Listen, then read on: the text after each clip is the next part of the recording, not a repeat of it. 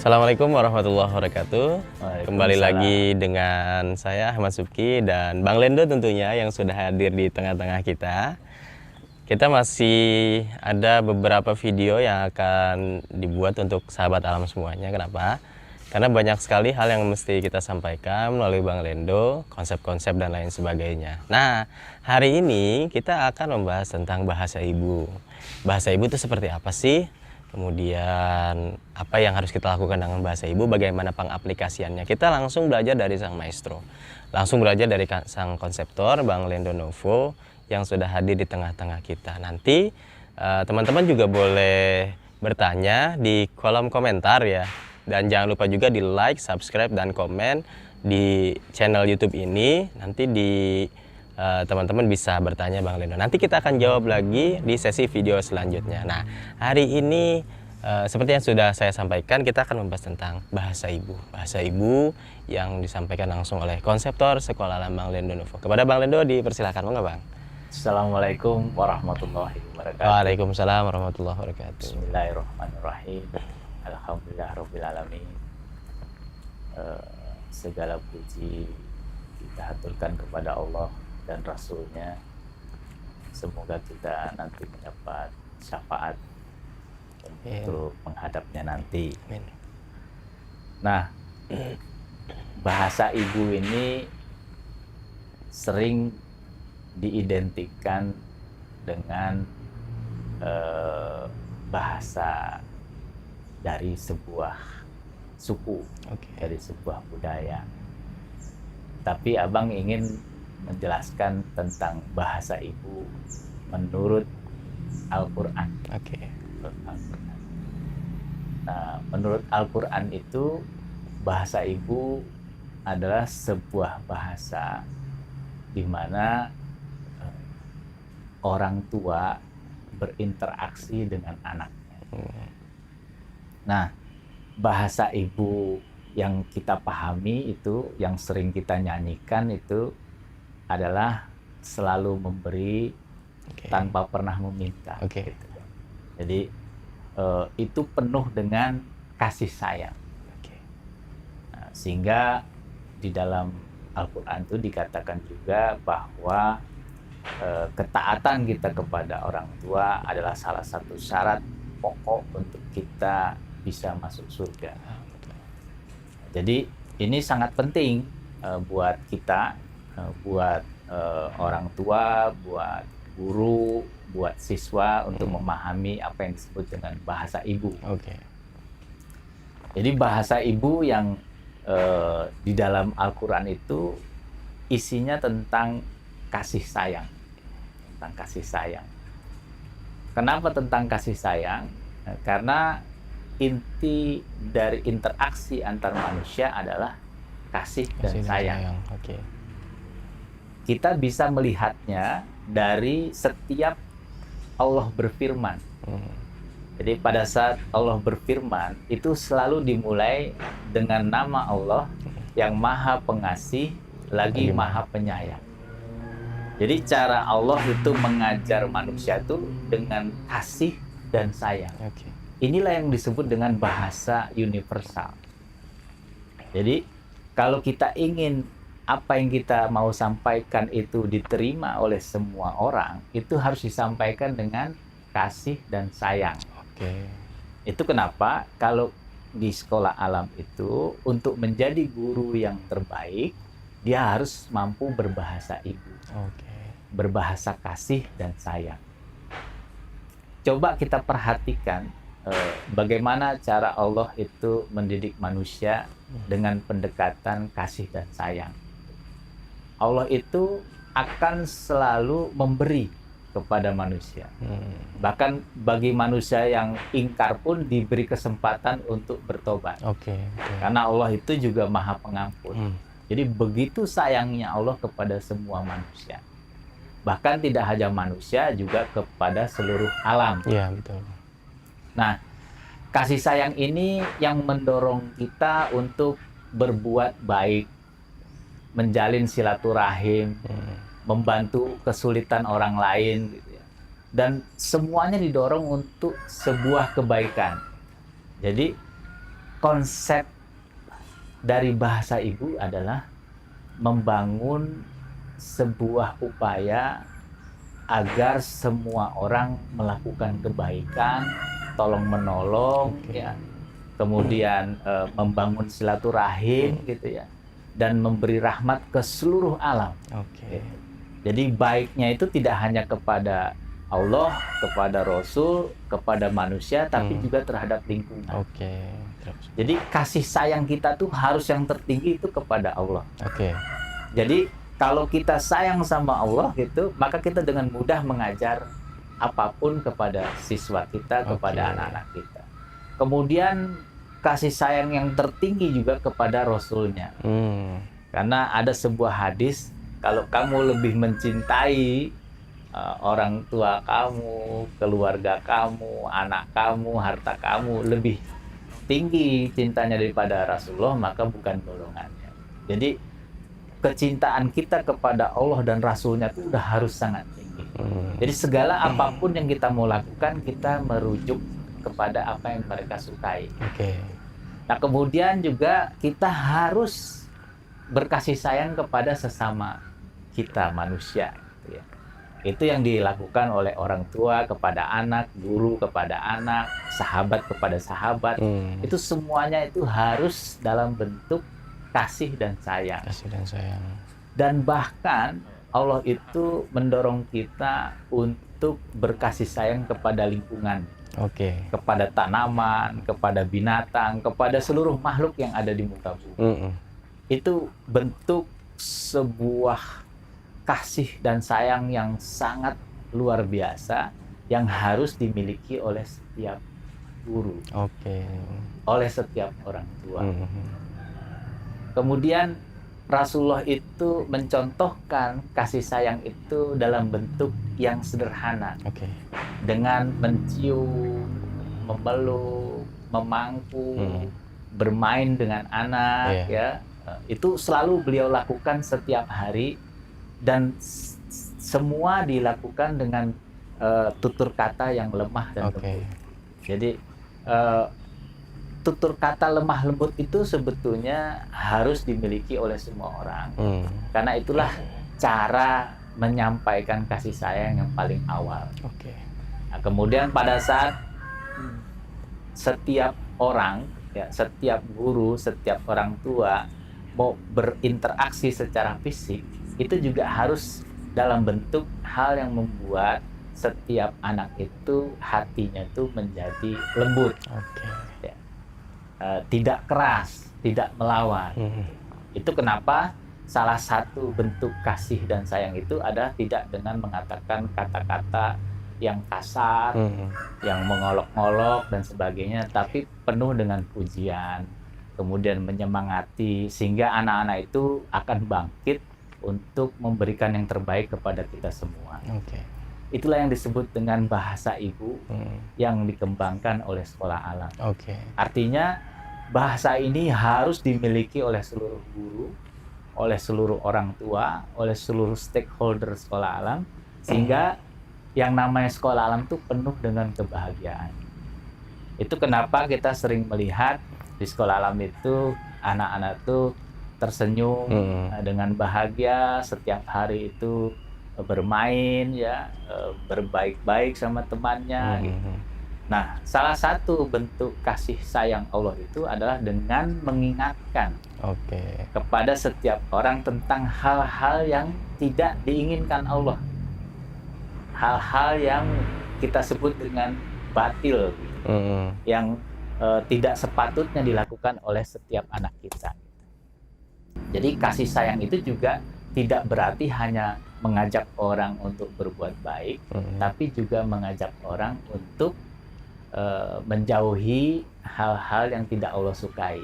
Ini disebut amar ma'ruf nahi mungkar. Nah, itulah salah satu bentuk kasih sayang yang luar biasa. Kenapa? Karena Allah tidak menginginkan umatnya itu dalam kondisi teraniaya, kemudian terzalimi, atau terazab, ya, karena perilaku mereka yang melawan perintah Allah, gitu. Itulah cara kita berbahasa ibu.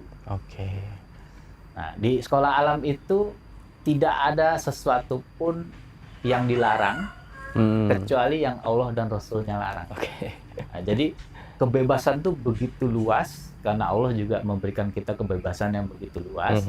Tapi Allah juga menguji kita untuk mentaati apa-apa yang dilarang. Karena salah satu fungsi untuk melahirkan anak-anak yang bahagia dan bisa memberi kebaikan kepada orang lain adalah dengan mengingatkan dia untuk tidak menyakiti orang lain.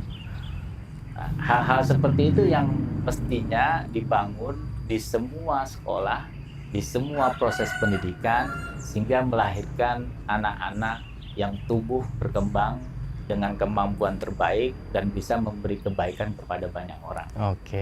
Karena itulah cara Allah mendidik manusia, dengan kasih dan sayang. Dan mestinya anak-anak di sekolah alam, stakeholder di sekolah alam itu semuanya bahagia ya Bang ya? Ya, tentu ini sesuatu yang harus kita praktikkan. Karena Allah juga mengajar kita secara praktis. Nah, kemudian salah satu hal yang sangat penting dan harus dipahami oleh orang tua, oleh guru adalah perilaku Rasulullah yang tidak pernah marah sepanjang hidupnya. Beliau tuh kalau marah tuh cuman kelihatan mukanya merah, tapi tidak dengan berkata kasar, membentak, atau memukul orang lain, itu tidak pernah dilakukan.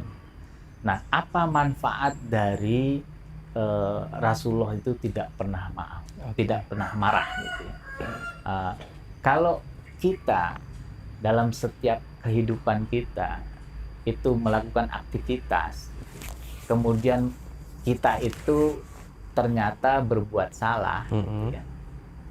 Kemudian orang lain memarahi kita, itu pada kesempatan lain, ya, kita kalau melakukan hal itu dengan cara sembunyi, supaya tidak dimarahi. Nah, hal seperti ini kan sebetulnya akan menyulitkan bagi orang tua, bagi guru untuk mengawasi anak. Karena mereka akan melakukan hal-hal tidak baik secara sembunyi. Kalau dalam bahasa sehari-harinya mereka itu berbohong. Kalau kita tanya, kamu hari ini merokok? Oh tidak, padahal dia merokok. Nah, hal-hal seperti itu akan terjadi dan menjadi sebuah kebiasaan bagi setiap anak. Kalau dimarahi, dia akan berbohong. Berbeda kalau misalnya pendekatannya itu dengan kasih sayang. Misalnya kita mengetahui anak kita merokok, terus kita tanya, kenapa kamu merokok? Menurut kamu merokok itu enak atau tidak? Keren atau enggak gitu? Kemudian sehat atau tidak? Oh enggak enak, enggak sehat. Besok-besoknya itu kalau kita tanya, kamu merokok enggak? Aku merokok. Karena kita tidak pernah memarahi, karena kita terus mengingatkan.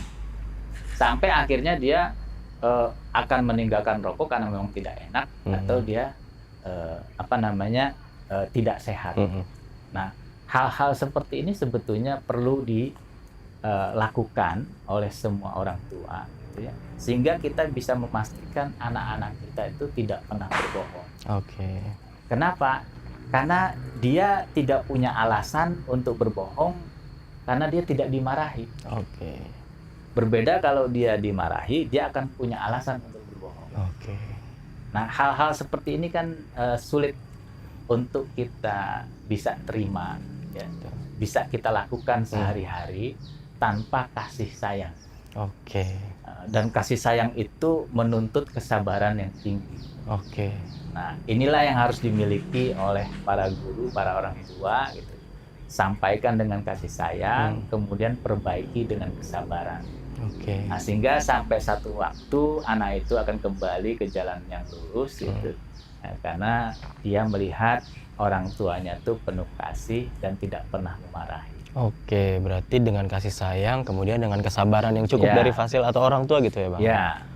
Kan doa kita itu hanya bisa diijabah oleh Allah itu dengan sholat dan sabar. Oke, iya. Dengan sholat kita memohon pertolongan kepada Allah, dan sabar itu menunggu keputusannya sampai Allah memberikan kebaikan buat anak kita. Setelah ikhtiar dan tawakal, Betul. sabar ya Bang ya. Wah, ini sangat luar biasa sekali teman-teman sahabat alam di seluruh Nusantara yang disampaikan oleh Bang Lendo berkaitan dengan bahasa ibu yang sangat luar biasa, bisa masuk ke segala lini, bahkan sampai ke keseharian anak-anak. Contohnya sudah sangat banyak disampaikan oleh Rasul ya Bang ya. Allah pun sudah menyampaikan bahwa kalau kita marah, ya sebetulnya nggak ada guna ya Bang kalau marah-marah ya Bang. Abang pernah dapat contoh nggak sih anak yang memang dibesarkan dengan bahasa ibu yang cukup, atau mungkin ada anak yang kalau yang dibesarkan dengan bahasa yang biasa aja mungkin gitu ya Bang ya. Itu kan banyak perbedaan ya Bang. Ya, sebetulnya apa yang kita sampaikan itu yang diterima oleh anak. Oke. Jadi kalau kita ingin mengetahui bagaimana orang tua itu mendidik anaknya, lihat perilaku anak. Oke. Jadi kalau anaknya tuh suka marah-marah, suka memukul, kemudian suka jahil, itu pasti di rumahnya terjadi sebuah proses pendidikan yang mendorong mereka menjadi seperti itu. Oke. Jadi kalau misalnya orang tuanya nggak pernah marah, dia nggak mungkin mau marah sama teman. Karena dia tidak pernah mendapat masukan bagaimana marah gitu. Iya, iya. Sama juga dengan mengolok-olok temannya. Kalau orang tuanya tidak pernah mengolok-olok orang lain atau anaknya, dia tidak akan punya pengetahuan tentang bagaimana mengolok temannya. Oke. Nah, kalaupun temannya yang lain itu memberikan warna di kelas itu terhadap perilaku anak ini, dia akan memberikan respon yang berbeda. Oke. Tentu orang tua saya nggak pernah begini, kenapa kamu begini? Oh, oke. Nah, itu justru saling mengingatkan yang perlu dilakukan dalam aktivitas sekolah. Oke. Berbicara tentang anak sebagai titipan Allah. Oke. Jadi anak itu adalah makhluk yang Allah titipkan kepada orang tua, kepada guru, kepada semua orang yang mendampinginya. Nah, kita harus memahami etika bagaimana merawat barang yang dititipkan. Oke. Tentu kita harus sangat melindungi, kemudian mengamankan itu dari semua bahaya kerusakan, dan kita bisa memberikan kembali kepada yang menitipkan dalam kondisi yang terbaik. Okay. Nah, anak itu adalah titipan Allah. Dan tentu kalau kita misalnya menerima titipan itu, terus titipan itu kita rusak dengan cara memukul, ya, kemudian memaki, mengolok-olok, dan menganiaya, gitu. Tentu yang memberi titipan itu akan marah. Oke. Nah, misalnya saya, abang itu memberi titipan kepada orang, gitu, terus barang itu dirusak, tentu kita akan marah. Oke. Sama halnya dengan anak, gitu. Jadi kalau kita dititipkan oleh Allah, ya, kepada orang tua, kepada guru, maka kita harus benar-benar melindungi dan memberikan layanan terbaik kepada yang kita kita terima sebagai titipan. Oke, ini adalah amanah ya Bang ya? Amanah. Oke. Jadi pastikan kita memberikan kasih dan sayang seperti halnya Allah memberikan kasih dan sayang kepada makhluknya. Oke. Itu yang sebetulnya perlu juga dipikirkan oleh orang tua maupun oleh guru. Gitu. Jangan pernah sekalipun kita merusak, menganiaya titipan Allah. Jangan pernah merusak amanah yang dititipkan. Ya. Oke. Baik, itu saja teman-teman sahabat alam se-Nusantara berkaitan dengan bahasa ibu ini sangat luar biasa. Terima kasih Bang Lendo atas pemaparannya tentang bahasa ibu. Nanti teman-teman bisa komen, like, dan subscribe. Komennya teman-teman itu nanti akan dijadikan video lagi. Nanti kita akan kumpulkan PSDI akan kumpulkan pertanyaan teman-teman, nanti dibuatkan video selanjutnya. Insya Allah Bang Lendo bisa sedia selalu untuk menjawab ya Bang ya. Mudah-mudahan Bang Lendo selalu sehat. Amin. Di akhir Ramadan ini seperti itu. Terima kasih banyak, terima kasih Bang Lendo. Assalamualaikum warahmatullahi wabarakatuh.